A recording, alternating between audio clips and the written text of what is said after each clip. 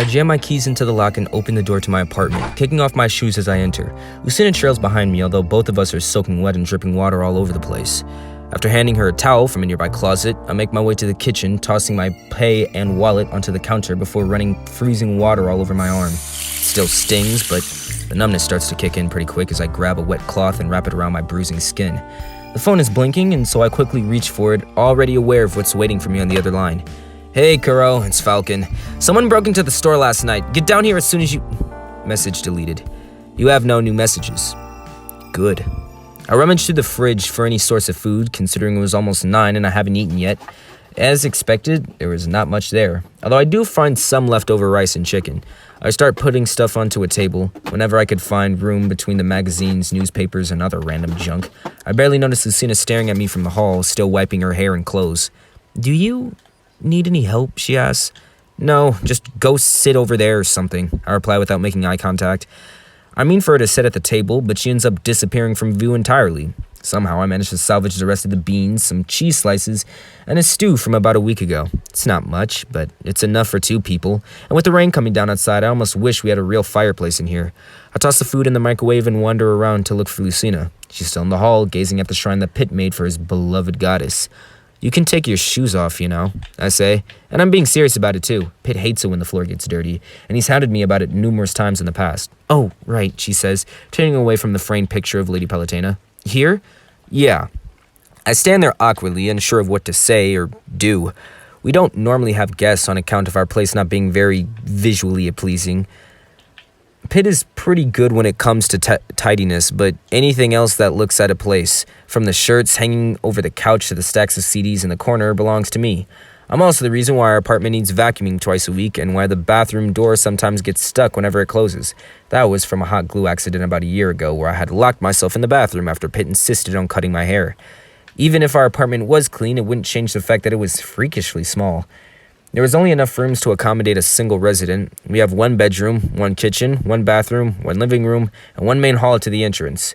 There's also a balcony overlooking the street, but it's rarely ever used since our view consists of gray and nameless buildings across the street.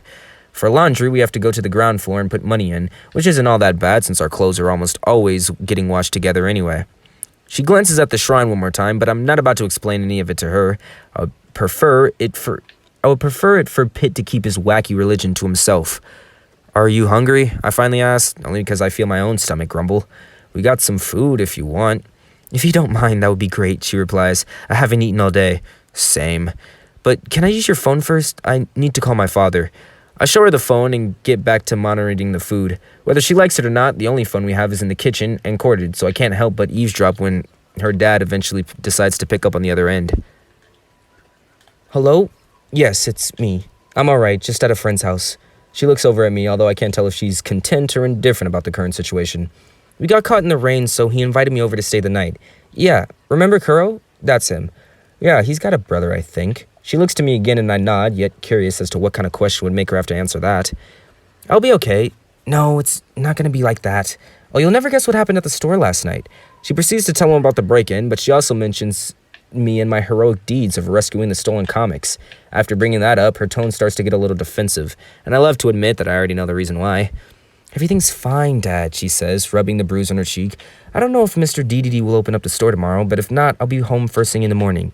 Yes, I still got bus money. Don't worry. No, I promise, okay? Bye. Love you too."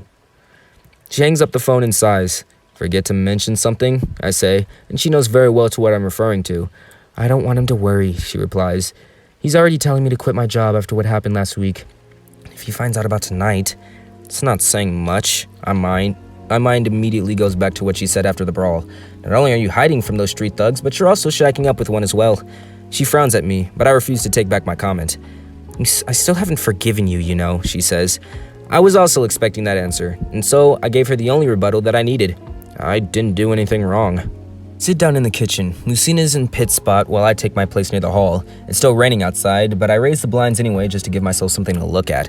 The food turns out better than I would have thought, albeit a little moist from overheating. I'm too hungry to care, however, and I find myself scarfing it down before I even realize I haven't poured drinks yet. "So, you live here with your brother?" she asks. I chug down some tap water and wipe my lips with the back of my arm. I'm reluctant to speak of anything after what she had said to me, but she's in my home, and in the words of Pitt, you should treat people the way you want to be treated. Yeah, Pitt and myself, I reply. It looks bigger on the outside. Is he working late? Probably. Sometimes he has to work the late shifts or cover other people's if they're sick or something. If I had to guess, I'd say he's stuck in the rain. It should come as no surprise that neither Pitt nor I have a driver's license, let alone our own vehicle to drive. Thankfully, we've never had to travel far from home, so normally we walk wherever we have to go.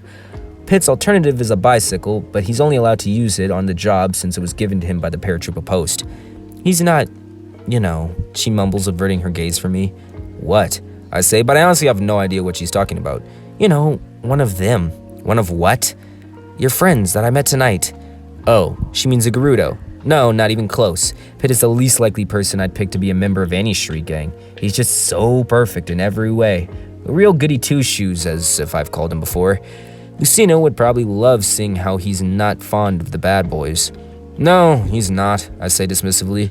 He doesn't even know I still talk to them, and I suddenly glare at her from across the table. And don't you dare say anything to him. I don't understand why you would even bother with those people. She swirls her rice around with her fork, but she still refuses to look me in the eyes. You're nothing like them at all. What the heck is that supposed to mean? And how would you know, I say? You only see me when I'm at work. You're different from those gang members, though, she replies. You're not mean, and you stand up for what's right. I saw when you jumped over the counter and chased that boy who stole the comics. You were trying to help everyone, she pauses. And tonight, if you hadn't shown up for when you did, I probably would have been beaten and robbed and left to rot in the rain. Yeah, probably. Like I said before, the city takes on a whole new face after dark. That's why you should always be with someone, even complete strangers, as long as you're within shouting distance of nearby people. Never wander off on your own. The police are good, but they're not that good, and they can only cover every district in the city. Between the West and the East End, we actually got it easier, which leads me to believe that Lucina is used to being home before dinner time at the very least, when the sun is still in the sky, and people are still milling on about after hours. Believe me, I hate those me's just as much as you do, I say. Anyone would have done it. No, they wouldn't. Finally, she looks at me, giving me the same terrified look that she did when we were in the alleyway. There must have been at least 5 or 6 of them, yet you were still willing to fight desperately against the odds. Weren't you scared? Nah, I've been through rougher spots before. I was just trying to protect you. Thank you, but this only goes to show that you are different than them, even though you're in a gang. Okay, I can see where this is going. She's confused that I helped her even though I'm in affiliation with the Gerudos, and she still needs to understand that the people who I work for don't go around terrorizing civilians. But how much am I willing to disclose about jeopardizing my own reputation? I used to be in a gang. I lie, repeating myself from earlier in the evening. I left to start a new life for myself, which is how I ended up working at Popstar. They still want me back though, and no matter how many times I tell them, they just can't take no for an answer. It's a cover-up, but it's all I have considering my situation. As long as I bear the markings, I'll always be connected to the Gerudos in one way or another. The problem is, I've been known to be one of their best members, and if not for due to my uncanny ability to not die and stay dead, one slip-up and I could wind up behind bars, charged with the accounts of trespassing, breaking and entering, disturbing the peace, loitering, stealing, unarmed violence, vandalism, the list goes on. Talking to the chief of police today was the closest I've ever been to a pair of handcuffs, and frankly, I'd like to keep it that way. So long as Lucina thinks I'm a regular guy working a regular job at a comic book store, she and I should get along just fine. Unfortunately, I got Wario and Ashley believing the same thing. Lucina's eyes fall back to her plate, and interestingly, she doesn't say anything. I can tell she's still sitting on the fence on figuring out whether I am or I'm not who I say I am. Can I ask you something? I ask all of a sudden. Why are you so worried so much about this? You saw for yourself that the guys that I hang out aren't bad people at all. Your friend killed that man, though, she replies, as if that's the only evidence she needs to prove that all gangs are the same. We don't know that for sure. It was dark and raining. He at least broke his nose, but you're assuming that he did that for the thrill of the hunt. You can look at it however you want, but at the end of the day, we saved your life, and I doubt any other criminals would do the same. Her head is low now. Her eyes were filled with distress. She was on the brink of fully understanding where we come from, but something inside of her holds her back. And the same look she gives when we were in the alleyway, when I had stopped the bat from slamming into her skull to the pavement, and when Wario had pulled up on his motorcycle in anticipation for the classic street brawl. I've never seen her look so scared before when Wario approached her, even without the intention of laying a finger on her. She labeled us all the same, with a corrupted name. Gerudo, me, Villager, everyone is scum as far as she's concerned. She eventually looked at me again, but her gaze remained still and empty. I was half expecting her to get up and leave, but to my surprise, she begins to tell me a story about her past, of her life before her and her father had moved into New Smashopolis. I was born in the city, raised by my mother for the first few years of my life, she says. When I was around 5 years old, I found out that she had been killed in a car accident with a drunk driver. My father took me in after that, but we left the city, and not even a month after my mother's passing. One night, when we were walking home from the store, we were stopped by a group of strangers in the streets. They demanded money, and they said that they were homeless, but my father refused to give them anything. He held on to me as we tried to pass, but they refused to let us go through. She shuddered. One of them pulled out a gun and pointed it right at me. My father was forced to comply and dropped his wallet and everything that he had purchased. It wasn't enough for them, though, and they didn't let us go home without attacking my father and beating him until he was on the ground. I tried to stop him, but I was so afraid, and I just didn't know what to do.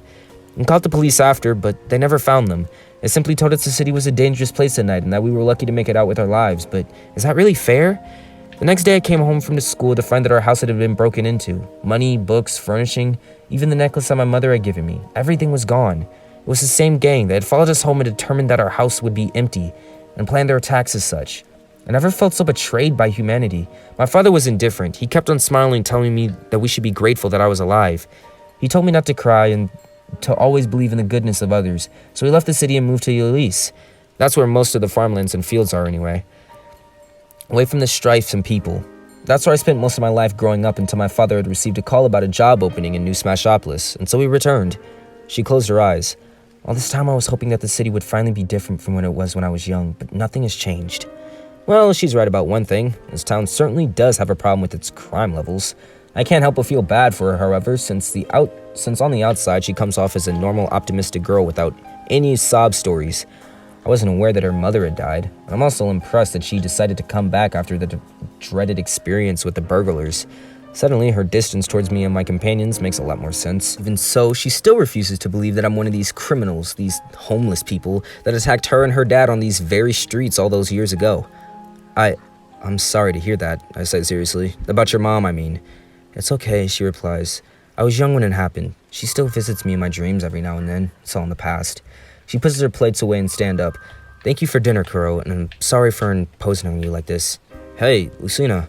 I don't know why I said anything. Honestly, I should have just let her leave so that we could be over with this discussion, since it was starting to make me uncomfortable. I'm sympathetic for her, however. I mean, for her to lose so much in such a short time and still have the urge to go on living, she and I are more alike than I thought. Yeah, she says, turning to face me. Listen, you can judge me however you want and call me whatever you see fit, but know this. I will never do anything to hurt you, and that I can promise for sure. A smile inches across her face. This is the first one that I've seen from her the entire evening. Thank you, she replies. You don't know how much it means for me to hear you say that. She sits back down, and for the rest of dinner concludes with us exchanging more stories with each other. She tells me about Ulisse and how she had taken up many sports in order to help her become stronger at self-defense. Explains how she was able to take down a couple of those meme members despite her harmless appearance. It's also interesting to note that she is an experienced fencer and has been practicing her skills with the sword ever since she was young. As for me, I mentioned that I have nothing going for me in life. I have no aspirations, no imminent goal for where I want to be within the next 5 years. I'm still trying to figure out how to go from one day to the next without accidentally blowing my cover. She's content with the thought that I plan on staying with Popstar Comics for now, but for how long, honestly, I have no idea. I think that she's just happy to be able to talk with me without our jobs being on the line for once. Our room is on the 3rd floor, so normally I take the stairs to get around since I haven't been bothered to wait for the elevator. Anyway, it's a great time to do laundry with it being as late as it is. Normally I'm not on the ground level unless Pitt asks me to do something, but with Lucina staying the night, I'm without much of a choice but to get our clothes dried after the massive soaking they took outside. The rain hasn't let up either, so I find myself counting the seconds between thunderbolts, and I toss the ball against the muddy wall. She was taking a shower upstairs, and I'll be doing the same in another 10 minutes or so. I wanted to wash my own arm in hopes that it would help with the healing, but apparently that's not necessary as it's feeling a lot better now. One of the perks of being an angel is having rapid healing powers compared to that of regular humans, along with the immortality, the wings, and the oh-so-snobby attitude. She asked me about my arm earlier, but surprise, surprise, the dude didn't hit me as hard as I thought he did, or so I told her. I'm okay with telling her about my work or my past, but anything related to my species is completely off limits. I don't even talk to Pitt about this kind of stuff. Lucina is an interesting one. She has a kind of innocence about her that I frankly have not seen in any of my other coworkers. She believes that I'm not as bad as I say I am, and was pretty much reinforced after our conversations at dinner. Our talks are very similar to that of Pitt and myself, only these ones don't end up with me throwing a tantrum and slamming doors. I think that I kind of just prefer her subtleness compared to Pitt's insistency, which makes her come off as more as someone who wants to help rather than someone who just wants me to change. That's kind of how Pitt has always treated me, like a kid who still needs to grow up. I hate it. The clothes eventually finish and I toss them in a basket. I never noticed how small Lucina's shirt is until the pile laid next to my own. She somehow managed to get her hands on one of Popstar's branded t-shirts, something that I have yet to receive despite my seniority over her. And as I make my way up the stairs, I hear a shrill scream come from the third floor. It's definitely Lucina. Much like the scream I had heard from her when she encountered the malicious intent initiated. After hearing her story about the criminals who followed her and her father's home, it is possible that the same thing has happened again. Needless to say that the very thought infuriates me, especially since this is my turf they're trespassing on. Swiftly I bolt up the stairs, skipping every other step along the way as I call out her name.